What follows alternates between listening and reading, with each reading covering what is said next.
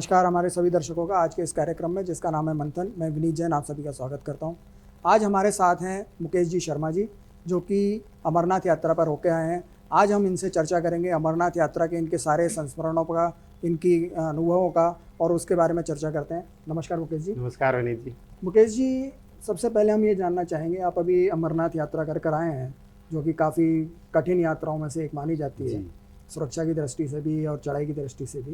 तो आपको कैसा अनुभव हुआ अमरनाथ यात्रा करके? विनीत जी, सबसे पहले तो मैं बाबा बर्फानी के जय बोलना चाहूँगा। और जो अमरनाथ यात्रा का सबसे महत्वपूर्ण स्लोगन है कि इरादे लाख बनते हैं, बनकर टूट जाते हैं, लेकिन अमरनाथ वही जाते हैं जिन्हें बाबा बुलाते हैं। ये एक अमरनाथ यात्रा का स्लोगन ही नहीं, अमरनाथ यात्रियों के लिए एक बूस्टर डोज का काम करती है। अब मैं आगे की आपको जानकारी देना चाहूँगा कि हम किस तरह से पहुँचे, वहाँ पर किस तरह की सुरक्षा व्यवस्था थी, यात्रियों के लिए किस तरह से वहाँ पर व्यवस्थाएं की गई थी। बिल्कुल, वो थोड़ा डिटेल में बताइए हमें। जम्मू के भगवती नगर बेस कैंप में यात्रियों के लिए बहुत अच्छी व्यवस्थाएं की गई है। वहाँ पर उनके रहने के लिए, खाने के लिए भंडारे लगाए गए हैं। सुरक्षा के लिहाज से फर्स्ट चेकिंग उनकी वहीं पर होती है।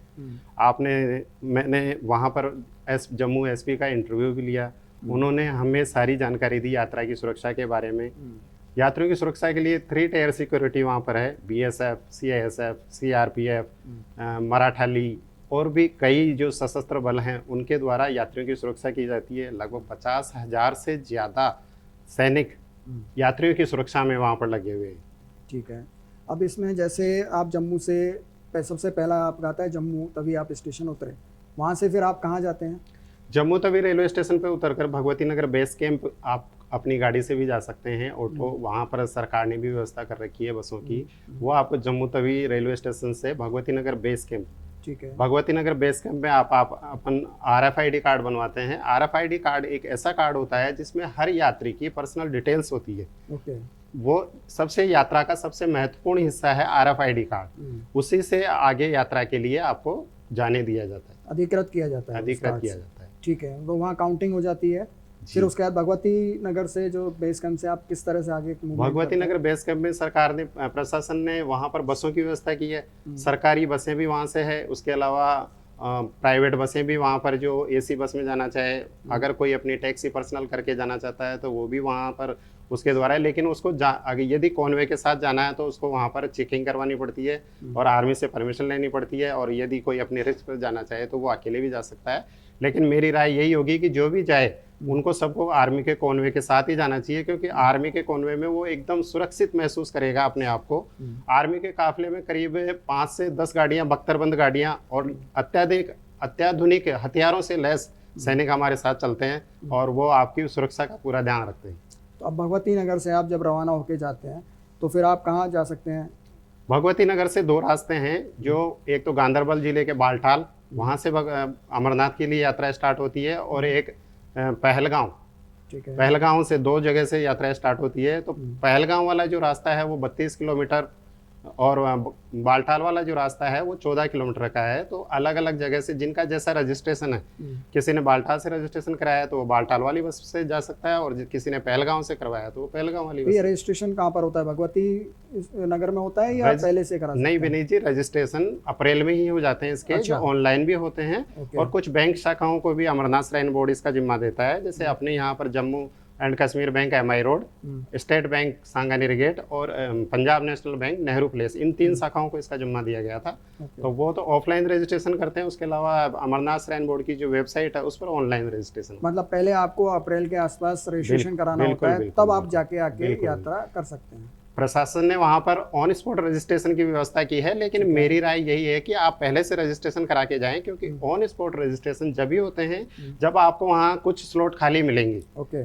नहीं तो फिर आपको वहाँ पर रजिस्ट्रेशन के लिए वेट करना पड़ेगा, इंतजार करना पड़ेगा, और आपको 1 दिन 2 दिन 3 दिन भी लग सकते हैं। ठीक है, मतलब रजिस्ट्रेशन पहले करा के जाने से अपना आपको सहूलियत रहेगी और प्रशासन को भी सहूलियत रहेगी। उनको भी ये ध्यान रहेगा कि कितनी संख्या में यात्री आ रहे हैं, तो उसके हिसाब से वो अपनी व्यवस्था करें। ठीक है, आप जैसे भगवती नगर से बालटाल पहुंच गए, या आप कहाँ गए? पहलगाम गए या बालटाल? आप पहलगाम। जी। पहलगाम से फिर आप कहाँ गए? पहलगाम से चंदनवाड़ी एक स्टॉप है जहाँ से यात्रा स्टार्ट होती है पैदल। पहलगाम से चंदनवाड़ी तक गाड़ियों में लोग जाते हैं। उसके बाद में चंदनवाड़ी से पैदल यात्रा स्टार्ट होती है। चंदनवाड़ी से शेषनाग करीबन 18 से 20 किलोमीटर है, वो पहला स्टॉप है जहाँ पर रात को जाके रुकते हैं। 14,000 फीट की ऊंचाई पर शेषनाग की चोटी, वहाँ पर शेषनाग झील है, वहाँ पर पहला स्टॉप बना हुआ। उसके बाद में सेकंड डे आप सुबह जल्दी उठकर और फिर करीब 10-12 किलोमीटर, वो उतनी चढ़ाई नहीं है, पंजतरणी एक स्टॉप आता है वहाँ पर। थर्ड स्टॉप जो है, थर्ड आप जो पंजतरणी से स्टार्ट होंगे और फिर बाबा की गुफा तक, फिर बाबा की गुफा तक जाएंगे। जी। तो एक दिन में करीब कितने श्रद्धालु होते होंगे? जैसे आप जब गए उस वक्त आपको क्या लगा कि कितने लोग आपके साथ यात्रा कर रहे थे? सर कंटिन्यूटी जो लाइन है वो हमारी टूट नहीं रही थी। मतलब मैं जानूँ, मेरे हिसाब से कम 20 से 30 हजार आदमी एक साथ, 20 से 30 हजार आदमी था वहाँ जी पर। बिल्कुल। तो आपको दर्शन कैसे हुए वहाँ पर? दर्शन करीब 45 मिनट में हमको दर्शन हुए। ऐसे दर्शन में कोई भी किसी भी तरह की समस्या नहीं आई, क्योंकि प्रशासन ने व्यवस्था इतनी अच्छी कर रखी है कि दर्शन के लिए कभी दर्शन में कोई दिक्कत जी, नहीं आती। वहाँ की सुरक्षा व्यवस्था वगैरह कैसी रहती है? हाँ, ये आपने सही पूछा विनीत जी। सबसे बड़ी बात है सुरक्षा की, क्योंकि जब आदमी घर से पाँव उठाता है तो वो सबसे पहले अपनी सुरक्षा, और उसको जो भेजने वाले हैं परिवार वाले, वो भी यही देखते हैं कि जो भी मेरा भाई है, मेरा पिताजी है, मेरा बेटा है, वो जा रहा है, तो उनको उसकी सुरक्षा की चिंता होती है। तो सबसे बड़ी बात मैं ये कहना चाहूँगा कि कब सुरक्षा के लिहाज से आपको बिल्कुल भी डरने की जरूरत नहीं है। सुरक्षा के लिहाज से आर्मी सैनिकों ने और जम्मू कश्मीर प्रशासन ने, सेंट्रल गवर्नमेंट ने इतनी अच्छी व्यवस्था कर रखी है। हर 10 मीटर के दायरे के अंदर आपको एक सैनिक खड़ा मिलेगा। 350 किलोमीटर लंबी यात्रा पहलगांव से लेकर और भगवती नगर बेस कैंप तक, लेकिन आपको हर 10 मीटर के ऊपर आपको एक जवान बंदूक लेकर आपकी सुरक्षा के लिए खड़ा मिलेगा। मतलब सुरक्षा व्यवस्था काफी अच्छी है और काफी पूरी अच्छी नहीं, अतुल्य है सर, अतुल्य है। चलिए, बहुत अच्छी बात बताई आपने।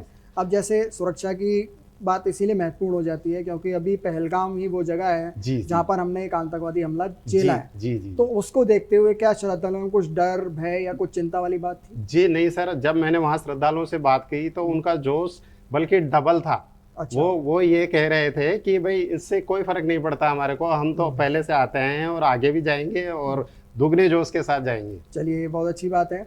अब जैसे आप पहलगाम से आप चले, गुफा तक गए, गुफा से जब आप वापस आते हैं तो फिर क्या उसी रास्ते से आते हैं? किस तरह से रहता है? नहीं सर, पहलगांव से जाने के बाद में गुफा से वापस आते समय आपके पास दोनों ऑप्शन होते हैं। वहां पर प्रशासन की कोई बाध्यता नहीं है कि आप पहलगांव से उतरे, आप बालटाल से भी उतर सकते हैं, पहलगांव से भी उतर सकते हैं। अच्छा, दोनों रास्तों से आप दोनों रास्तों से आप आ सकते हैं। चूंकि ज्यादातर क्या होता है कि बालटाल वाला रास्ता छोटा है, तो सुबह जैसे पंजतरणी से गुफा के लिए रवाना हुए और दर्शन किए, दर्शन करते करते 4-5 बज जाते हैं, तो वहां पर गुफा की जगह पर किसी भी यात्री को रुकने नहीं दिया जाता है। उनको वापस नीचे आना पड़ेगा। तो ज्यादातर यात्री पहलगांव वाले रास्ते से नहीं आकर बालटाल से आते हैं, क्योंकि पहलगांव से वो एक दिन में उतर नहीं पाएंगे, उनको फिर कहीं बीच में स्टे करना पड़ेगा। तो बालटाल के रास्ते से वो वापस बालटाल जैसे उतरते हैं तो आपने बताया कि दर्शन करते करते 4-5 बज जाते हैं, तो कितनी देर में बालटाल आ जाते हैं? जैसे एक स्वस्थ जो फिट है वो तो करीबन 5 से 6 घंटे में उतर जाता है, और अगर किसी को थोड़ी तकलीफ है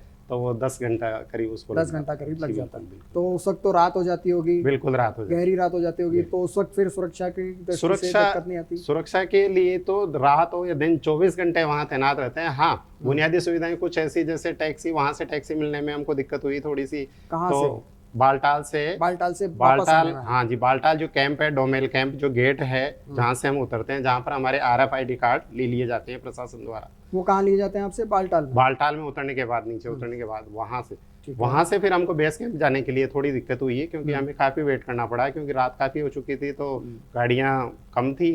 कुछ स्वयंसेवकों ने गाड़ियाँ लगा रखी थी, लेकिन वहाँ थोड़ी व्यवस्था। तो लौटते में जब आते हैं तो सुरक्षा व्यवस्था भी वैसी ही होती है जैसी जाने में होती है आपकी? सुरक्षा व्यवस्था बालटाल तक तो ठीक वही होती है, लेकिन बालटाल कैंप के बाद में मुझे कुछ सुरक्षा व्यवस्था में थोड़ी सी महसूस हुआ कि वहाँ थोड़ी कमी देखी गई, क्योंकि हमें बालटाल कैंप में किसी ने भी नहीं पूछा कि आप कहाँ से आए हो। अब हमारा किसी ने कोई आधार कार्ड या RFID कार्ड या किसी के बारे में नहीं पूछा। हम आए वहाँ से और हमने वहाँ से बस की और बस से हम भगवती नगर बेस कैंप आ गए। यहाँ हमें थोड़ी सी सुरक्षा व्यवस्था में थोड़ी कमी नजर आई। मतलब लौटते में जो चीज होनी चाहिए वो थोड़ा सा लगा आपको? नहीं, वो सर दोनों ही जगह होनी चाहिए विनीत जी, हाँ बिल्कुल जाते समय जब आप इतनी सुरक्षा कर रहे हैं तो आते समय भी, क्योंकि हाथ से किसी से पूछ कर तो होते नहीं है बिल्कुल कि भाई आतंकवादी पहलगांव से आएगा, वो उतरते समय वो कहीं से भी आ सकता है। बिल्कुल, रास्ते में से तो कहीं से भी आ सकता प्रशासन है। को इस तरफ थोड़ा सा ध्यान देना चाहिए। मतलब लौटते में आपने ये जी, महसूस किया कि महसूस बालटाल किया। पर जो लौट के आए जी, आप, तो जी। वहाँ थोड़ा सा वहाँ सरकार को महसूस थोड़ा हुआ। ध्यान देने की हालांकि जरूरत है। व्यवस्था थी वहां पर भी, बट सिक्योरिटी लगी हुई थी, इतनी पुख्ता नहीं लेकिन थी। जो चेकिंग या जिसको कहते हैं अपन, जितनी उन्होंने चेकिंग हमारी भगवती नगर में की, रेलवे स्टेशन पे की, वैसी व्यवस्था वहां पर थोड़ी। चलिए अब अपन बात करते हैं थोड़ा सा अलग कि मौसम को लेके, कि वो बहुत ऊंचाई पर है अमरनाथ यात्रा, और इतनी ऊंचाई पर मौसम तो कहते हैं हर वक्त बर्फ़ ही रहती है। इन दिनों कुछ बर्फ़ कम होती है, बाकी तो पूरा साल भर बर्फ़ से घिरा रहता है। तो आपको मौसम कैसा महसूस हुआ? विनीत जी, जैसा मैंने सोचा था वैसा बिल्कुल भी नहीं था। अच्छा। हम यहाँ से सोच कर गए थे कि मौसम बहुत ठंडा होगा, अपने हम कंबल भी, रजाई भी, जैसा भी हमको जो भी बन सकता था वो हम लेकर गए थे, लेकिन वहाँ क्लाइमेट चेंज की वजह से इतना अब मौसम उतना नहीं रहा है ठंडा। हाँ, वहाँ पर ऊपर भी बाबा की गुफा पर भी बर्फ बहुत कम जगह हमको देखने के लिए मिली। अच्छा। और मौसम बिल्कुल भी ठंडा नहीं था। बिल्कुल ही ठंडा हाँ, नहीं था। बारिश भी बिल्कुल नहीं थी। शुरुआत के बारिश भी 3 नहीं दिनों थी। में 4 दिनों में वहाँ बारिश भी नहीं थी, ऐसा कुछ भी। मतलब मौसम आप कह सकते हैं कि चेंज था। मौसम चेंज हो गया। ऐसा जैसा लगा आपको अभी तक जैसे- हम सुनते आ रहे थे, जैसा हमारे बड़ों से हम सुनते आ रहे थे कि अमरनाथ में बर्फ इतनी होती है कि वहाँ जाया नहीं जा सकता, वहाँ पर इतनी दिक्कत होती है, ऐसा कुछ भी नहीं। तो ये आप कह सकते हैं कि वहाँ पर जो इतनी यात्री जा रहे हैं, या जो इतना कदम वहाँ इंसानों का पड़ रहा है, उससे इसका फर्क पड़ा है? बिल्कुल सर, बिल्कुल। क्लाइमेट पे वहाँ पर एक तो इशू सबसे बड़ा है कि वहाँ पर पहाड़ ऐसे हैं कि उन पर पेड़ पौधे नहीं है, बिल्कुल नहीं है। बिल्कुल नहीं है। इसीलिए ऑक्सीजन का लेवल वहाँ पर लो रहता है। इसी वजह से जो भी सांस वाली प्रॉब्लम के जो व्यक्ति हैं उनको वहाँ नहीं जाने की हिदायत दी जाती है। मैं ये रिक्वेस्ट करूँगा एक बार आपके चैनल के माध्यम से ही कि जिनको भी सांस की समस्या है वो प्लीज़, मेरी आपसे पर्सनल रिक्वेस्ट है, वहाँ पर ना जाएं और यहीं से बाबा के दर्शन कर लें, यहीं से हाथ जोड़ लें। मतलब सांस लेने में वहाँ समस्या हो सकती है क्योंकि ऑक्सीजन लेवल बहुत कम है। विनीत जी, एक बात और कहना चाहूँगा कि अब अभी तक अपन बात कर रहे थे सैनिकों की, लेकिन सैनिकों के साथ साथ ही मेडिकल की भी व्यवस्था वहाँ बहुत अच्छी है। अच्छा। जो जम्मू कश्मीर की MRQ टीम है, जो मेडिकल रेस्क्यू टीम है, वो वहाँ पर हर 1-2 किलोमीटर के दायरे में तैनात रहती है। लेकिन फिर भी पर्सनली मैं ये यात्रियों से कहना चाहूँगा कि जिन्होंने कई बार ऐसा होता है कि यात्री अपनी बीमारी छिपा कर, आपने बना लिया कार्ड, सर्टिफिकेट बना लिया और आप जा रहे हैं वहाँ, क्योंकि सभी की इच्छा होती है कि मैं दर्शन करूँ एक बार, लेकिन मेडिकल कैजुअलिटी से बचने के लिए मेरी यही सलाह होगी कि आप यहाँ से अगर उनको बाबा को प्रणाम कर लेंगे तो वो ज़्यादा बेटर है। बिल्कुल, इतनी ऊंचाई पर जाकर अपने साथ मिसहैपनिंग ना हो, उसके लिए बिल्कुल, बेटर है कि अपने बिल्कुल। स्वस्थ हो तो ही जाना चाहिए। बिल्कुल बिल्कुल। चलिए, बहुत बहुत धन्यवाद आपका ये बताने के लिए।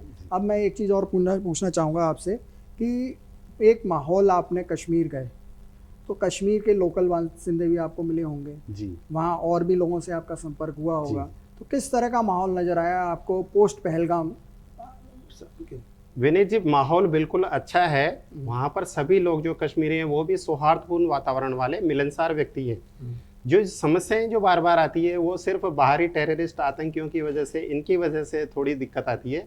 बाकी वहाँ के जो लोकल वहाँ के रहने वाले हैं उनसे हमें किसी भी तरह की, उनका व्यवहार इतना सकुशल होता है, वो बहुत अच्छी तरह से कोऑपरेट करते हैं, बहुत अच्छी तरह से वो यात्रियों के लिए आप हमेशा तैयार रहते हैं। ऐसी हमें किसी तरह की कोई दिक्कत नहीं। मतलब लोकल से कोई प्रॉब्लम नहीं है, ये बिल्कुल बाहरी नहीं। जो मुल्क है और बाहरी जो ताकतें हैं जी जी, वही यहाँ फूट डालने की जी, कोशिश करती है, बिल्कुल, जिसकी वजह से समस्या बिल्कुल उत्पन्न होती बिल्कुल। है। चलिए, बहुत बहुत धन्यवाद मुकेश जी आपका।